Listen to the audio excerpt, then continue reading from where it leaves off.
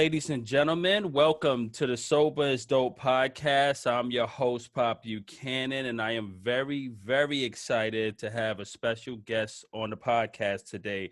Today, we're talking to the founder of BLND, which is an integrative mental health and wellness company. Brooke Buys is our guest today, and she is doing so much in the mental health space, and we're very excited to have her on. Brooke, how are you doing today? I'm doing really well. Thanks for having me. I'm really excited to connect with you. And like I said, social media, it connects people. I'm not always on there, so I'm really happy to be here with you this morning. So Thank you. Thank you. Absolutely. I'm very grateful for social media and making the connections. Just to give the audience some context, Brooke and I are both speaking at National Sober Day. And we have a mutual friend, Courtney Anderson, from Sober Vibes. And that's how we met. And that's in September. And we're very excited to bring value to the recovery community. So, Brooke, tell us a little bit about yourself. Your company is outstanding, and you have an extensive background in the clinical and mental health area. So just let us know a little bit about your personal origin story. yeah, sure. So I'm from Michigan, born and raised in the west side of Michigan, close to Lake Michigan. To give folks context, I grew up in a really small town and played soccer at my undergrad at Kalamazoo College, a small liberal arts college. Had a great time there. It was a really critical point in my young adulthood in terms of just how it's shaped me and what it exposed me to. I spent some time in Guatemala while I was in college, and that really impacted me. After college, I went on to teach for about a year and realized, with all due respect to the public school classroom, I just really wanted to color outside the lines and felt really compelled to work within the social sector and didn't really know what that looked like. So I kept working for nonprofits in the Kalamazoo area, which is on the west side of Michigan, and really found myself connected to people, to communities, to organizations, and again, didn't know what that would look like. So I found myself back at school again at the University of Michigan for my master's in social work and started my journey in social work at U of M, and really felt from day one when I was sitting in the classroom that I definitely was on my path. However, there were lots of things that I started to scratch at and question, and a lot of curiosities about our mental health system. And I kept a log, I kept a journal. I thought to myself, this is important, this is valuable, this foundation of education is going to be critical for me, not only to do the work that I wanted to be able to go do, but also for me to know that someday I wanted to keep coloring outside the lines. So I worked for a handful of years in a lot of different social work positions, school social work, outpatient, inpatient, home-based interventions. That's a huge part of my jam, is going into neighborhoods and into homes to do mental health care. So that's a big influence on me. And then my last real job, because now I don't really feel like I work. This is just such a gift to be able to be doing the work that I'm doing. My last real clinical job was about 4 years ago. I worked at a dual diagnosis residential facility. And that was a space that I thought I would be at for a while because I was very passionate about the population, but most of all, I felt like I finally may have found a space where I could really deliver the care that I thought was important, which was integrative. So I could go in the woods with folks, I could hike, I could really kind of integrate it all. And I was able to do that, but it was also still a system I was in that I was feeling really a lot of constraints, I felt unsupported by superiors, that showed up a lot. And the system made it very difficult for us to really deliver client-centered care. I think that those treatment centers provide a lot for folks. So I want to just make that statement. But for me, I got very burnt out of the folks that were around me. And I got burnt out of not being able to really provide what I thought was person-centered care. So I'd never really quit a job like that. I just straight up was like, no, I am not well. I'm getting sick. Like I vomited in my car one week on the way home from work. And I'm like, this is not the flu. This is me super sick, stressed out, not well. And I thought, if I'm going to do this work for the rest of my life, which I set out to do, I got to do it on my own. I'm going to like jump and take the leap. And the next day I started a mobile IOP. For folks who, you know, aren't familiar, that's intensive outpatient programming, shows up a lot with substance use and recovery.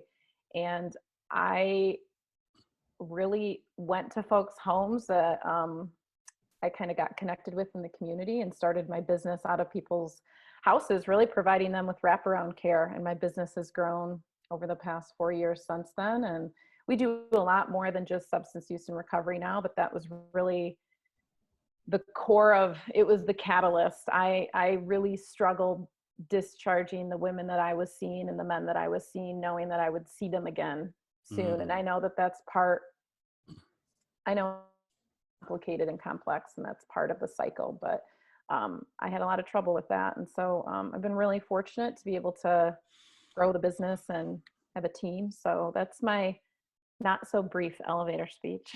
Oh man, but So that's so, pick apart at it, and I'm happy to yeah, answer questions. And I love it. I love it because a couple of things. One, when you go against your heart and you don't follow that inner calling, it tends to pull at you. And just that experience in your car, and you knowing that it was a greater calling in yourself, and you seeing these blind spots in your field of work, and knowing that you could bring so much more value to people, you know, that love, and just taking that steps took a lot of courage. So congratulations. I think we're all fighting with that. I'm still dealing with that on the front line. My passion is in helping people in the recovery space. My passion is in speaking. My passion is into giving back.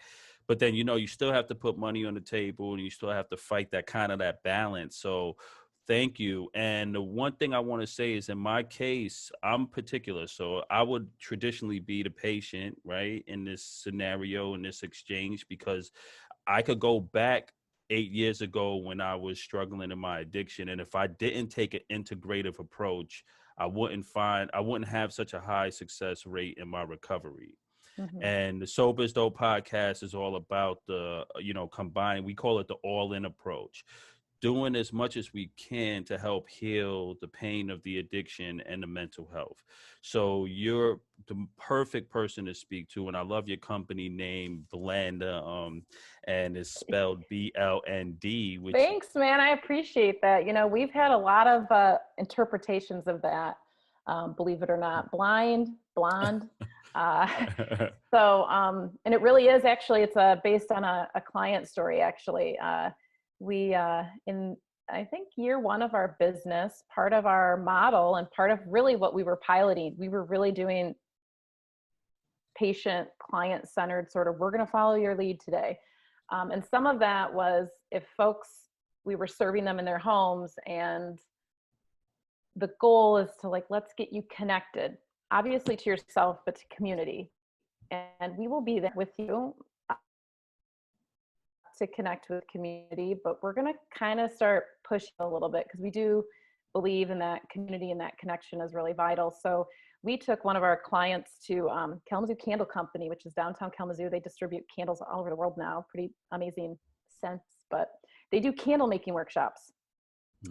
And another core belief of ours is like utilizing your hands and like creating. And so we were there with her, and I was there for a bit, and then I had to take off. So another colleague of mine was completed the whole candle making process. And a couple of weeks later, our client brought it to me, and it said Brooke's Blend. And it sat in my dining room for a while. Like, we would light it, and, you know, I was kind of struggling with the whole like branding, and do we really need to brand, and what's a name? And I just want to do this work. Why do I have to think about all this other stuff? And my husband said, what about blend? Like, remove the E, like that's what we're doing. We're trying to blend all this stuff together, and your blend might be different than mine. And it just stuck. And it's special that it's connected to a client, but it's spot on with how we engage with our clients, how we engage as a team, how we engage with community practitioners and folks out in the larger community. So appreciate you seeing like the blend piece of Yes, that. I totally love it. So when we go, so feeding off a blend, you have a holistic approach and also unconventional approach to therapy, and meeting people where they are, right? And that's important for you, being able to go out to maybe meet people in their own respective environment, taking people outside of their comfort zones, really connecting. So for me, I could appreciate that. I took an outpatient approach to my recovery, so that was cool because I would have my day was segmented. So Yeah. I would have this environment at the shelter, the 3/4 house with the guys, right? Hmm. These guys was coming in from drug programs from jail. I was the only kid there who had like a regular normal background, college graduate and all of this stuff, just had an addiction issue. And but I had to sit there with all of these guys. But then I would go to my outpatient program, and then I would be able to do other stuff like go to meditation, do yoga on my own because I had freedom throughout the day. And that's what really helped me. I guess I was able to go into different environments and start to become part of society again. I spent so many years stuck in my darkness in that room with that bottle, festering with my depression. So that brings me to my, I want to talk to you briefly about comorbidity and addiction. That dual diagnosis that's usually comes along with the with the mental health addiction and with mental health and addiction. And I feel like there's a lot of, I'm in New York, there's a lot of programs that sometimes don't cover the mental health aspect for the person that's struggling in recovery, right? They just treat the addiction, they'll detox the person, probably put them in some short rehab and let them leave. Right. And I was lucky. I was into a place like you were into, like yours, where it was a dual diagnosis facility.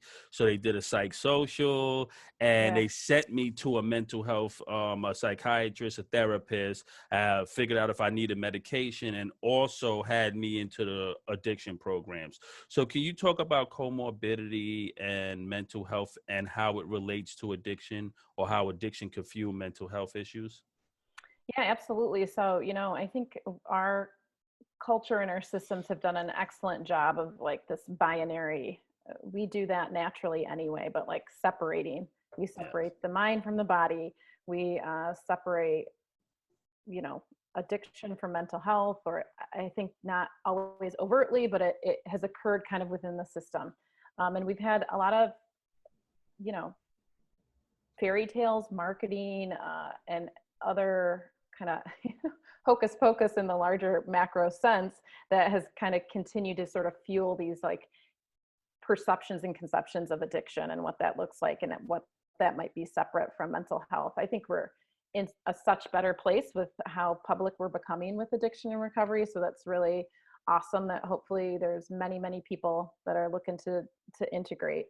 And we want that. I think the biggest objective with the work that we do with folks is how do we integrate yourself, you, all of your parts, and provide you, like you experience, with the autonomy to be able to have choice in your day. And that today I feel this, so I'm going to go to yoga and I'm going to get some meditation, and then I'm going to go to work tomorrow. I might feel like shit, so I'm going to do X, Y, and Z. So some of that autonomy, and sometimes it's not so comfortable, but the autonomy and the integration, I believe, is what brings you closer to a whole person.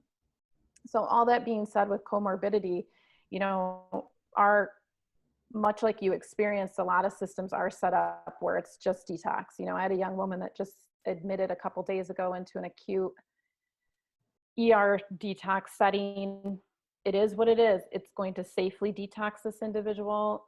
She's at risk for self-harm and risk to suicide. So that particular system and that setup to be able to properly detox and keep that individual monitored is what we have right now. I wish we had more gentle ways to detox folks. I hope that that's happening.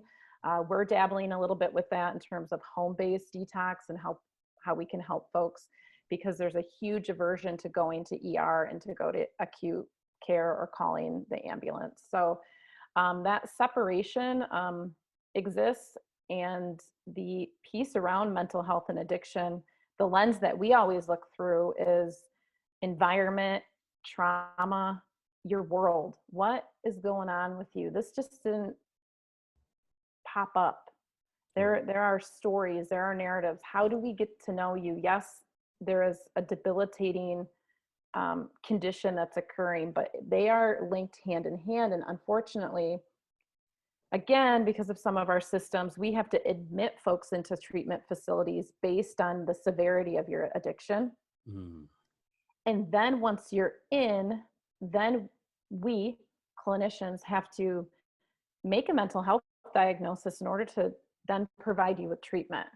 Okay. And often, and that happens really quick. So, and I'm speaking mostly to residential facilities, and it's important, right? But the diagnostic criteria is set up in a way where, let's take borderline personality disorder and look at a young woman who's in detox for heroin and her active use of heroin and addiction, they're going to look the same.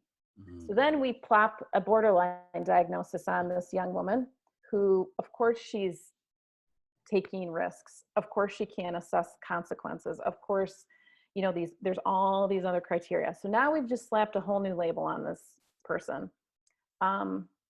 There's value in our mental health diagnostic system. I think it really, the labels and the criteria start getting in the way of the person.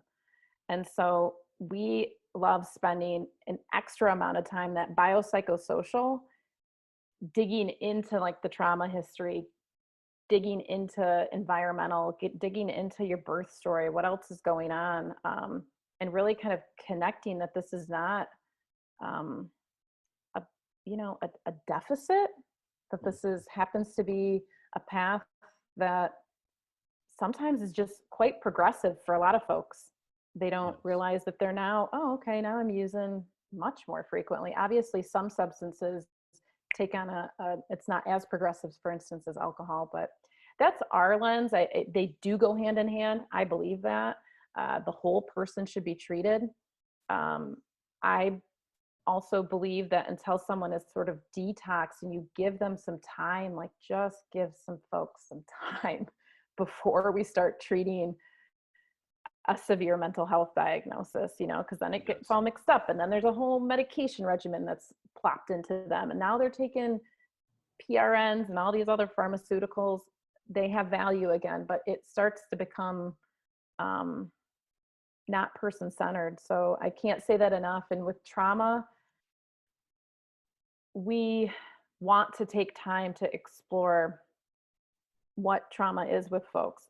And trauma can be a divorce, it can be a separation, it can be incarceration. PTSD exists, and those are significant criteria for folks to meet in terms of trauma. But in the field, often you might hear like big T versus little t trauma. It's just your story. What's been happening? How do you see yourself in the world? What has happened to you? What has happened around you? It is not you. What is your story, and how can we start to untangle it in a way that helps you feel like you have a voice and somewhere in there? And it takes time. I mean, we do not sugarcoat that at all. I mean, I got comfortable with that very early on in the business, where like, listen, if you want this overnight, you go somewhere else. Yes. This is going to be really slow.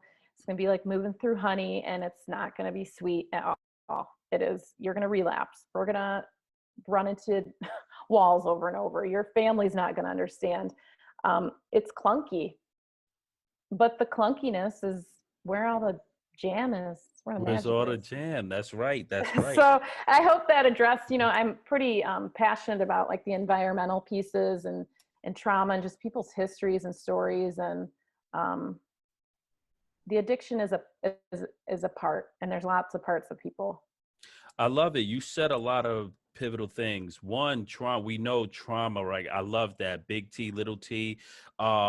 Without trauma is the foundation to usually most addiction, pain, right? Dr. Gabor Mate, I'm sure you heard of this guy. He's trailblazing. He talks about that all addiction stems from a form of pain, right? Mm-hmm. And and trauma, I always tell people that trauma tends to lead to neuroplasticity issues. It changes the brain, right? It could be anything. In my case, when I was younger, it was the loss of my father, right? Mm-hmm. And I talk about the importance of bereavement counseling when you're in recovery, dealing with those underlying foundational pain points. Then as I got older, a breakup, a devastating breakup led further to more trauma. And then I was drinking on top of that, using that to cope. The problem was I was allergic to alcohol, right? Alcohol naturally, I'm an addict because I'm allergic to it clinically, or the way they, based on the term of alcoholic. And when you mix the two together, some people society tells us through television, oh, I have a bad breakup. Let's go out for drinks. Let's go out to party. The problem is, if you're an addict and you don't know it, most addicts don't get the memo. I always talk about that. That's my little thing. We didn't get the memo when we were born. We didn't get that memo saying, hey, Joseph, the way your body is set up and brain, you have an imbalance in your serotonin and dopamine levels, and you should never drink alcohol, right? I'm sure if most people get that memo, they'll go, oh, I'm allergic to it, just like someone may be allergic to peanuts or strawberries, right? Mm-hmm. So I'm very passionate, and part of the podcast, the goal of the podcast is to get to the future potential addict before they even get there. What's the warning signs, right? Mm-hmm. What to watch out for, how to deal with trauma, how to deal with loss, how to deal with pain. So that's how I got so fascinated in the mental health space, trying to identify, letting people know, you're dealing with depression, if it's high functioning dysthymia, low functioning depression, bipolar, mania, what does it all look like and how it Mm-hmm. relates to your recovery. So, what you're talking about is right on. And I think that's the subject now, especially dealing with adult children of alcoholics growing up in this environment, right? This may be a For beautiful. sure. And they don't get the memo. You don't get the memo because until you have maybe a moment where you're like, wait a second. So you weren't given Miller Lite at 10? Like that didn't Mm-mm, happen at your household? Or I can drink everyone under the table. I just thought everyone could do that.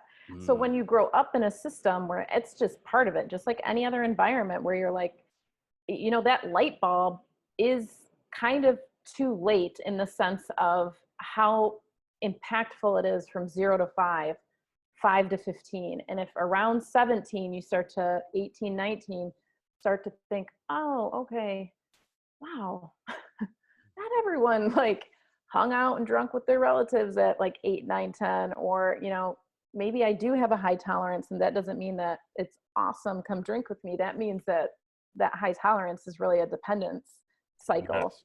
So that the history, the 0 to like whenever the memo does start to show up, it's not too late, but you better start paying attention to it because you've got grooved and patterns and conditioned responses set in there, and that just doesn't happen like a light switch. No, absolutely. We So always tell people we have Malian in our brain, these Malian sheaths, they're grooves that create these behavior patterns and these go-to default behavior patterns. So every time you deal with pain or some form of response to trauma or pain or any type of an argument, any emotional up and down, you go drink, right? And so you have to watch that. And in my case, I really had to go all the way back to the beginning. So I was excited to do bereavement counseling, have that conversation about my dad. And I grew up in a Mason household. I had a brother that's a Catholic priest. I went to great schools. I went to college. I had a beautiful dad who just happened to die young because he had a heart attack, right? And I grew up with a beautiful mother, amazing mentors, amazing friends. But I was always allergic to alcohol. I was always the person who would go the hardest. And the thing for me, as it got more chronic, as I woke up in the morning, that's when it was bad. It's like I felt so terrible. My brain was so in pain, and my nervous system, I remember shaking. And The worst of it one time was when a penny fell and my whole body, my whole equilibrium shattered. And then the only thing that would make it feel better was the more alcohol. And that's when I started to feel like it was something wrong with me, but I still didn't know how to identify it. I'm like 2 college degrees in, smart kid, still didn't understand what was going on. I thought this was a personal case to me. I was embarrassed. I didn't know how to break out of it. It was the only thing making me feel good. And that's why I have a soft heart, and that's why your approach. So I like to believe if I met you on that journey and had a conversation, you would have easily been able to say, hey, this is probably what's going on, right? Because of your integrative approach, right? Understanding the holistic side, understanding the system, the dual diagnosis. So I think, and we're going back almost 10 years, right? So the game changed a lot, right? Yeah, it's amazing what's happened just in 5 years. If you just look at social media and the power and impact that social media has had on recovery, I think there's been a lot of positive influences there, and there has been a lot of changes. And then also on the flip side, particularly maybe with alcohol too, as an example, is it's been exacerbated even more. I mean, you see alcohol show up in tampon commercials. You see it show up in between your favorite shows. You're just like, what? Really? Okay. So, you know, the branding and the saturation of that particular substance is pretty overwhelming. And then we have folks who, you know, their accuracy of gathering information to cross-check is limited. We just are on information overload, and a lot of the information is not always in the best interest, you know, of us. And right. and our brains are designed to, you know, sort of do what's going to help us feel better. And if our brain has grooved a pattern to grab a drink because that's going to feel better, I mean, that is a split second. That is not even a split second. Brain imaging suggests that that's like, it is below a split second. Yeah, And no, it's so like a nanosecond. yeah. And, you know, it's hard to help loved ones understand that, you know, especially folks in active recovery, active addiction, really. And we work with a lot of folks that if we're meeting people where they're at, then we're meeting people in the middle of active addiction sometimes. And we don't try to shove them into detox. We don't try to remove the drugs and alcohol from them. We are meeting them where they're at. And that is really tough for especially the support system to understand, well, they should just quit. Why the relapse again? Well, because it's really fucking hard. And even the nanosecond, or even just the mild, like a mild cue. I mean, they've done some really cool stuff at Penn around cues and triggers and relapses, and you know, it takes time. So you can't give up on people. I mean, society. We show up. You know, my colleague showed up the other day in someone's apartment, and she's like, well, there's a relapse, but I'm making some sandwiches and we're going to sit down and look at the drawing board again and see what we can come up with. And you know what? That's the most beautiful thing I have heard in so long, right? Because that compassion and that empathy is what's going to lead to the success in that individual's recovery. Just the fact that, and it starts with your face. It starts with the disappointment that we feel when you put that work in, on a professional side, on a familiar side. It's like, you know, you're trying to help a family member, then they relapse. It's real easy to go, oh man, what's wrong with you? How can you do this? As if they did some crime against humanity, against you personally, and it's that they're hurting themselves, but you're outraging a person already feels crappy. Yeah, this has nothing to do with us. Exactly. At the end of this, I don't need a cartwheel, a parade, fireworks that I have got you past the recovery finish line. It really doesn't. And I think if family members and even more clinicians can realize it is not about us. We've been in the woods longer, walking down the same trails. Let's strip the white coats and all the letters next to our names. We're really all in the same woods, kind of sort of lost. I've just been here longer, and it can't be about I've fixed you, or we're gonna, didn't work this time. And that's tough. I think as a clinician, you just have to I experienced that early on with working with folks in recovery and addiction. I know I felt that when relapse would happen, but then I paid attention to the part of myself that was like, no, I think we got to just sit here and have a sandwich and talk about Yeah. it and make sure that you don't feel like you're a shithead right now, and talk to the individual so they feel empowered to be their own best advocate. That is hard. That made sense It's that you hard. today. That it made sense. And, I think the more that we can surround folks with a lot of that compassion, and I don't think it's being easy on people. I don't think it's enabling. I think it's No, showing up no, and no. it's being there. So, It's a way to get people so what I'm talking about a lot is I try to get the person back on the wagon as fast as possible, right? We understand that this rock bottom thing gets a little bit out of control sometimes because, okay, you come from this extreme rock, you good, you come from this extreme rock bottom point, right? Then you go through this whole recovery phase and something happens and you relapse.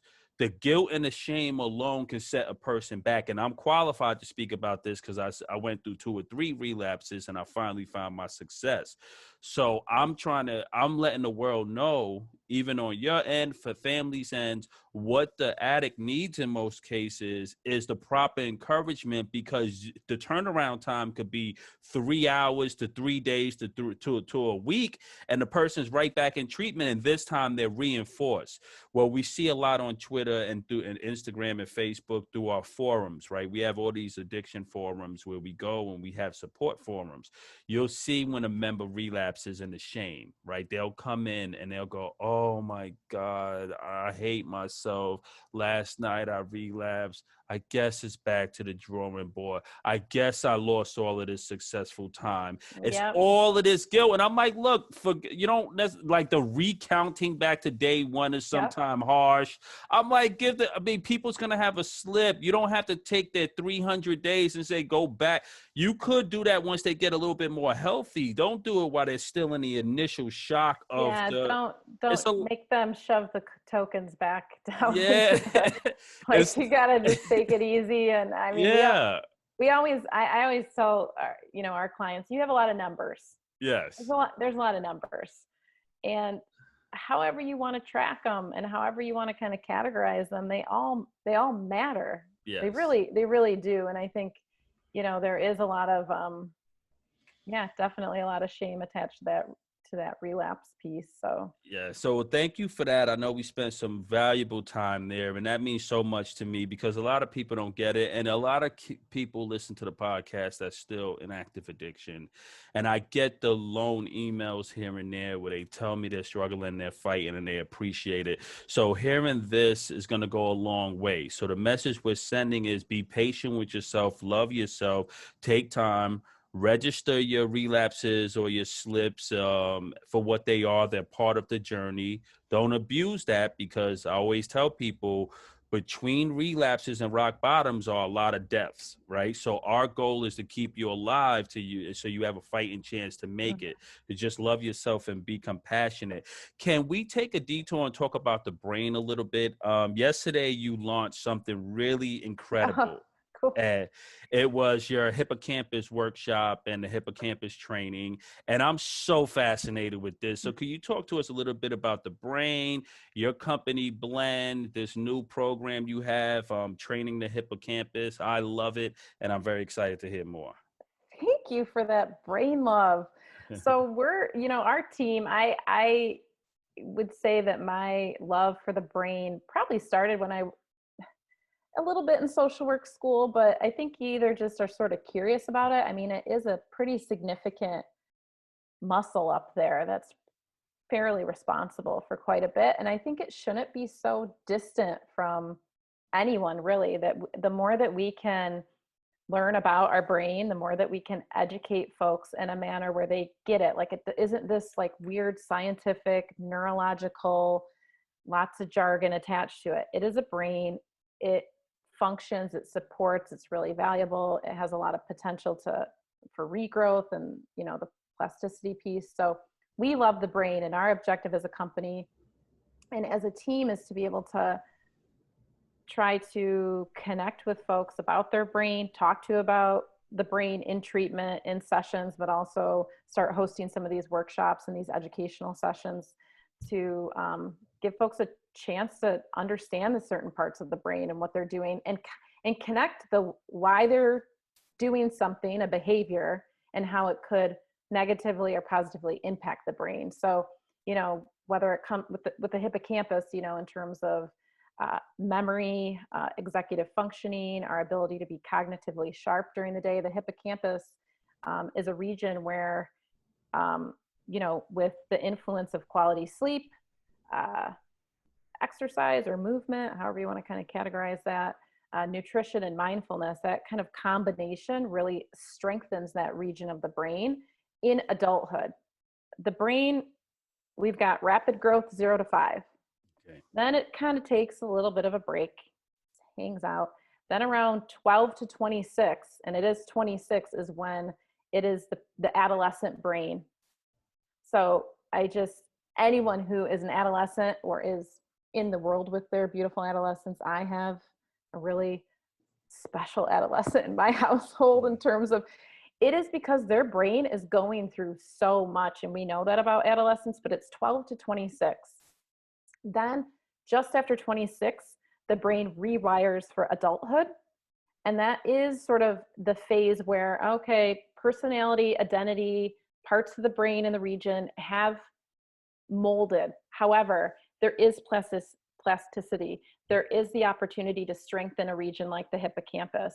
There is also the possibility to impact those regions by substance use, not necessarily resolving trauma, So there are regions that if you continue to use substances, obviously it will greatly impact a region like the hippocampus. So we're just excited to be able to, what do people want to learn? How can we talk to folks about it? If we don't have folks on staff that have the expertise or have the language or kind of that ability to connect with folks on the brain on a like people to people matter, not scientific or research based, then we pull those folks in. For the hippocampus, we have an individual that is in kinesiology and exercise science, and then we had a registered dietitian. And then my colleague John Evans has a PhD in sports and performance, and he works with a lot of really a wide range of individuals, but loves working with mindfulness. Meditation, is a huge proponent of acceptance commitment therapy in the work that we do. So the brain is a fascinating region, and whatever we can do to start educating our kids about it, it is there to be, I think we're just need to be more open about it. I think it shows up in such, like, here, let's learn about the brain in 9th grade biology. Yeah.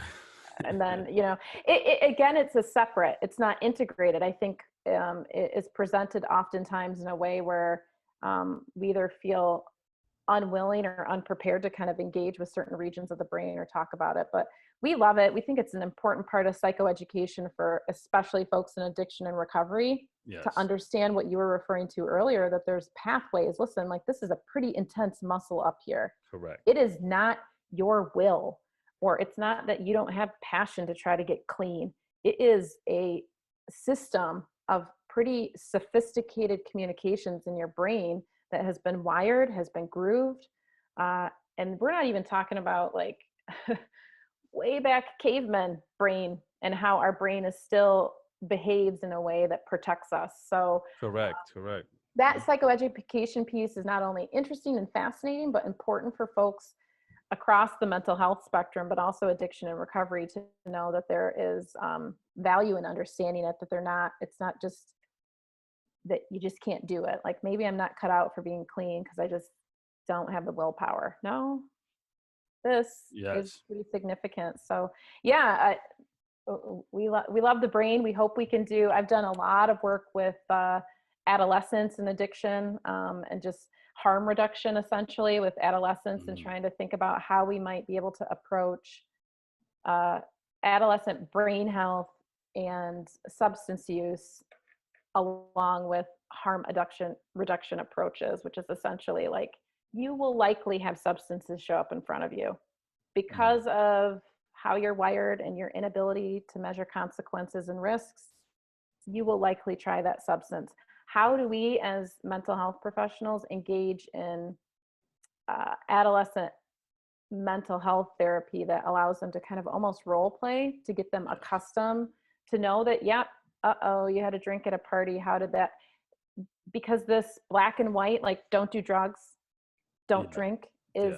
hasn't been working well, and our adolescents are not well, Yes, correct, correct. And they're so dealing with way harder drugs and substances. Like the pot we used to smoke is not the pot that they're smoking now. I'm talking about no this way, stuff. man. This stuff is laced with some heavy, heavy substances, and it's just, and they're dealing with a lot the prescription era, these opioids, and all of this stuff. So I have compassion there. So I have a friend that's right now. They do everything right. They're not. They never drink. They don't have any drug issues, but they're experiencing some form of early onset dementia or memory loss. And the research suggests that the hippocampus part of the brain has something to do with that, the memory center. Hmm. And it's the only part, I'm not sure about this, I'm not correct with the science, but it's a part of the brain that can't necessarily regrow. It's not necessarily neurogenesis there, but I'm not sure. But I know that they're really scared because they're trying to going on something called the mind diet now, and so when I was doing the research, it was the same thing in your system: sleep, nutrition, exercise. The biggest component that would be the X factor is stress, how stress affects the brain, and Hmm. the memory centers of the brain, Hmm. and lack of certain vital nutrients and stuff. So I'm trying to figure out how to help them, and not the medication that they offer was almost close to it was epileptic medicine to Oh help, yeah. which would totally change their personality. The research and side effects was horrible. So Yeah. it's that little gray area, but so I'm trying to Yeah. figure out how to navigate that area for people Yeah. who don't Yeah. have addiction. Yeah, that's important. The piece that I would slide in there with movement, sleep, nutrition would be mindfulness and meditation practices. Good. They all go hand in hand, and it is a skill and it is a practice. So again, folks, be compassionate with yourself and how you approach mindfulness and meditation. But when you start practicing mindfulness and meditation routines, it will impact those other areas in terms of your ability to approach a sleep routine, a movement routine, and a nutrition routine. The memory consolidation that occurs in the hippocampus is also connected to quality sleep. So what time are you going to sleep? What time are you waking up? What are you doing to create a solid sleep routine to be able to promote and strengthen that region and be able Mhm. to organize those memories in a way that the brain does during sleep cycles.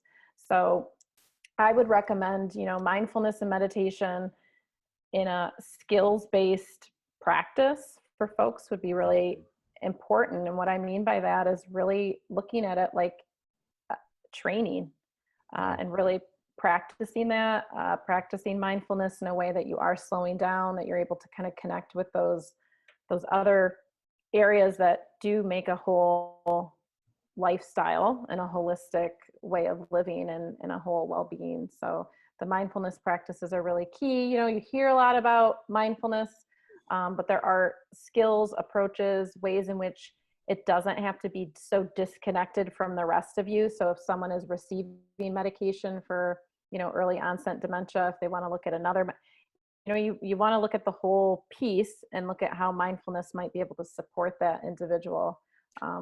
Can you give us a basic example of what mindfulness is, like what it looks like? Yeah. I'll do my best. Our mindfulness guru is John Evans, and I'd love for you to be able to Hey, chat with John. him. John's my guy. Yeah. He would talk your ear off all day long about mindfulness. He actually spent about 7 years with special ops for the U.S. Army. Wow.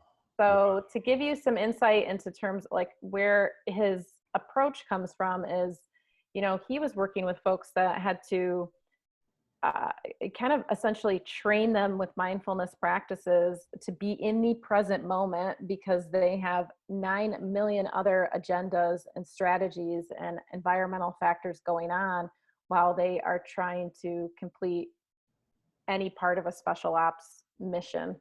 Mhm. So you know, when we connected and I wanted to hire him, I'm like, well, we're all trying to do special ops in life. Like, why can't you teach what you're teaching them? That's right. So the rest of us, like, doesn't it feel someday, like when you're going through life, that I feel like a special ops ninja, I could use some support with that. So Correct. he's done a really great job of translating in such a seamless, approachable manner some of those skills. And I think, you know, his theoretical framework is acceptance commitment therapy. So part of that mindfulness practice is the acceptance piece, and being able to, with self-compassion, accept whatever feeling, emotion, or thought that is occurring. You can notice it, watch it walk by, and then be able to engage in whatever is in front of you. That's easier said than done, particularly when we've got trauma, when we've got unresolved trauma. Yes. So if someone's not in active counseling and therapy for their trauma, that idea of just saying, hey, thought, see you later. You got it. You just hit it. Isn't really doable. So I want to just make sure folks understand that compassion goes along with that acceptance. Some of the mindfulness activities that he would suggest would be just practicing the noticing. So he often suggests folks like walking up and down their block and just notice, like, I see a tree, I see a leaf, I see a garbage can, and not connecting thinking to it, because our brains think nonstop. Yes. Constant.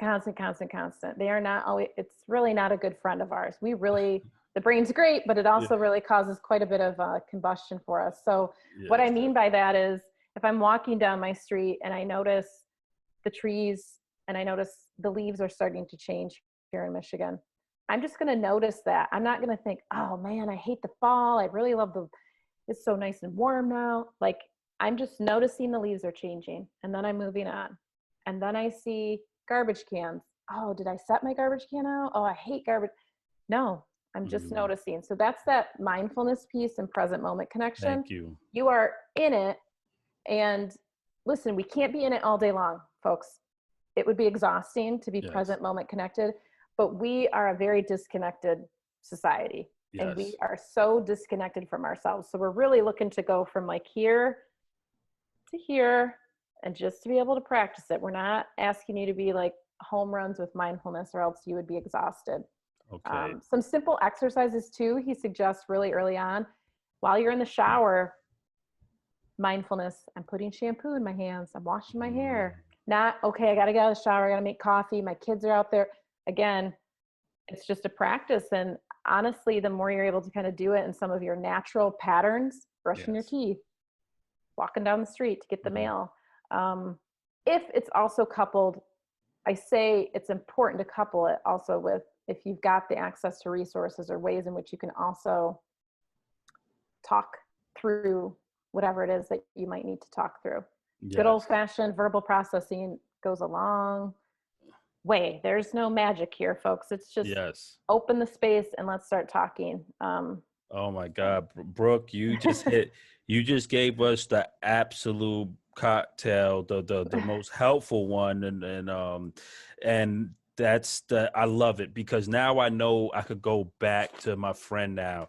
When you hit on the trauma, I left that out. The mindfulness meditation was left out. The actual meditation practice, the compassion, the acceptance, the therapy. You see that whole block I just totally left out. Well, and it's so important. It's so important. And it's a lot. So I think the compassion piece and knowing that you don't have to do it alone. No one is asking for you to do this alone. At all. There is help everywhere, resource-wise. Pull it together. And if your supports are solid, quality people, they will do what they can to get you other supports. And it's about getting you what you need to kind of put that together, so you don't have to do it alone. No one should have to do any of this alone. And really, that's what makes it hopefully enjoyable. And we can offer some levity every once in a while, and some humor and some grace in this work, because it is really hard, especially the trauma piece is when you start unpacking that. There's some great stuff that can come out, but you really want some people in your corner. So Oh my God, you are amazing. This has been an amazing experience, and congratulations on setting up your company. This it was a really important thing for you to do. And now you're trailblazing, and it took a lot of courage. And I'm excited for you and the future of Blend and bringing all of these doctors together. You're running the company. You're a PhD candidate. You're doing all of these amazing Yeah. things. You're a true superhero. The Sober is Dope podcast love to bring on what we call our little superheroes. Oh, I People who, appreciate that. I will want to say one more thing about, yes, I don't know why I forget about my PhD, maybe because it's maybe one of those avoidant behaviors that I like to put away.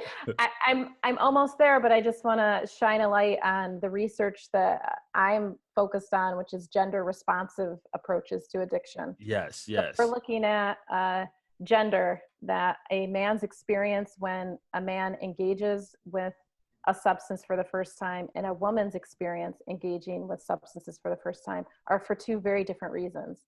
They mhm, also have two very different experiences in life. So their routes and pathways to addiction and along the way are very unique for the man and for the woman. So we're yes. looking at how to create specific treatment approaches and just again dive into that gender specific approach. And they're very different. You know, men typically lean into substances because of curiosity, Okay. and yes, maybe they are realizing that it really provides relief because of a early trauma, but it's generally like curiosity, kind of groupthink. Women are a large percentage are leaning into substances because of needing to get through. Coping is the primary. They are Mm. anxious. They're in a situation that they're not something's going on, especially related to trauma and sexual encounters. So yeah, so Is the X factor in relationship to intense emotions in any way? Is it are women tend to be more connected to their emotions at a younger age, so they be maybe doing more coping, leading them to use it yeah, opposed to men? I think that I'd love to see what I can find out more about that. But what it's suggesting is, yeah, the intensity at which, especially like pre-adolescent, that range where normally substances start to become, and I'm talking at the majority, not for folks who were introduced to substances at a really young age, but kind of that pre-adolescent, Yeah, adolescent time period that, yeah, the uh, curiosity phase. Yeah, and that females really, in our culture, what they're presented with and those expectations that are placed on females and their roles at that age, whether it's their body, what they're supposed to do with their body, how they're supposed to talk, walk, engage, having that substance there to manage that anxiety is usually like kind of that tipping point. So, the social um, pressure, expectations, and stuff mhm, like that. yeah, That's so, interesting. So that's exciting. You're doing yeah, some yeah, great thanks. work there. Yeah. So it's not a one size fits all approach. So you have to be the gender approach is being mindful of the unique treatment pathways that each individual may need. And I love that. I love that. Yeah. And our men, like, we don't take great care of them. Yeah. Often we don't provide the space to really, we still have to look at what do we do. I have three boys, what are we doing to raise it is, both are important to then integrate together so we can be in better communities. And I Yeah, mean, we have to be hands on. We can't let the world especially with internet, letting the world raise the children and society and doing a better job because the world is consistently communicating and sending messages. So we have to be in the mix. Like I don't have kids yet, but I talk to my nephew. How are you doing? I want you to clearly know you're an all-star and you don't need to drink alcohol and stuff to be cool, and let's talk about that. Do you like it? Have you tried it? And he'll go, oh, I don't mhm. like the taste of it. And I'm like, well, look how, one time I drove him around the neighborhood and showed him what homelessness really looked like, what the other dark side of addiction really looked like. Talk to him about women, love, and just really connecting on different ways and trying to really do a good job. Kids is extremely brilliant at decompartmentalize. And what they do, they could tell you all day, I get it, I understand, I hear you. And there's things that they will never, ever, ever, ever try to say to you. So because they don't believe that they can or they'll be judged. So they'll shut you off to that, but they'll tell a complete stranger. So what we have to do is try to make them believe that, look, I'm really not going to judge you. And it's very important that we could be honest with each other so I can help you if you really need the help. And once your kid opens up that way, you know, a lot of therapy and you could get to them before the world gets to them in a lot of cases, but you have to really be. That's a beautiful example of just early and often. Keep Yes. engaging, keep talking. You know, parents ask me all the time, well, how do I talk about, you know, drugs, sex, and rock and roll? Early and often. And you keep talking about it, and you don't expect them to give you a high five after the parent conversation Correct. either, because they are going to like sort of shut you down or be like, oh, okay, yep, yeah, I think I heard you, yep. Early and often, but not, you know, in a way that they know that it's a part of the conversation in the household, really, and that we're going to keep talking about it. And if you try it, you know, and keeping that open, safe dialogue, because there's enough, like I said earlier, inaccurate information out there that you Right.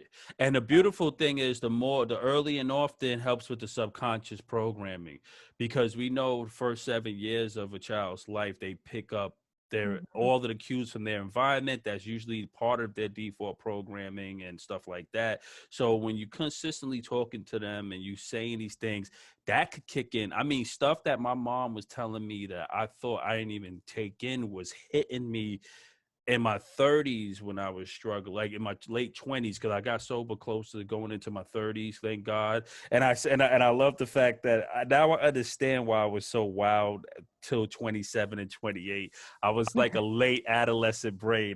My adolescent brain kind of spilt over to like 30. And then one day it clicked on and I said, oh, I gotta I can't do this no more. But you know what, Di, we could talk all day, and I feel so good about this conversation. I learned so much today, and I just want to thank you.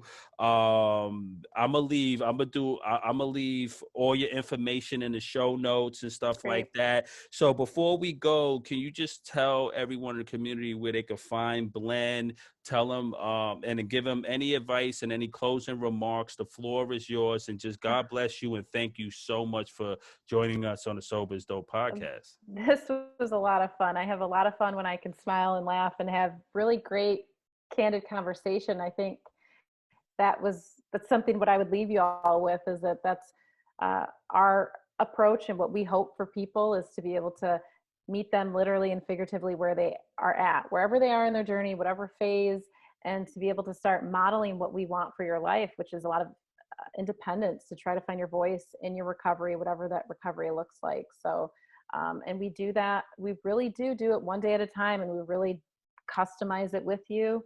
We meet you in the dog park, the yoga mat. I've been in people's bedrooms over and over again, because that's just, they don't want to leave their bedroom. So but we want you all to heal. We need folks in our world that have had these journeys. I really believe that, in terms of the path and the narratives that feel so painful and so dark, they do serve a purpose. And there are people out there to be able to support and wrap around and untangle that purpose in that narrative. And I really am a strong believer of getting more of you all out into the world. We need a lot of love, more than ever before. You can find us at our Instagram at blendhealth.com. Well, that's at blendhealth on Instagram. And then our website is blendhealth.com. And that should be updated here soon. And then you'll be able to see all of our practitioners. We have a practitioner in Denver. We've got folks in Michigan. Before COVID hit, we were doing the virtual stuff, so that's not new to us. So we have groups, workshops, individual sessions. We're always, always, always willing to have 1 or 2 conversations with you. And if it feels like you want to work with us, great. Our desire is to make sure you're also have the tools and the resources to find support elsewhere.